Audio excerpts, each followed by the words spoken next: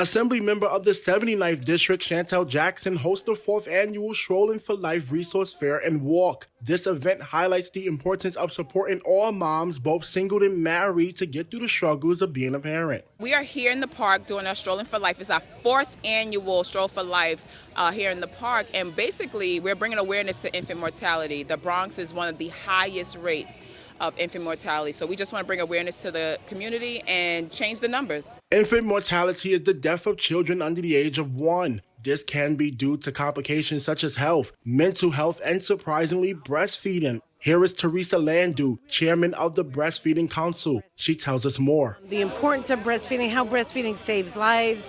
It also reduces infant mortality and morbidity. And what people don't realize is breastfeeding also saves parents' lives, mothers' lives. When you breastfeed, you have a lower risk of many of the female cancers like ovarian cancer, breast cancer. Bronx Healthy Start Partnership is an initiative of the Albert Einstein College of Medicine, working to ensure that expecting and postpartum mothers and babies up to the age of 2 are healthy, safe, and thriving. Maternal health is critical to our continuation as a human race.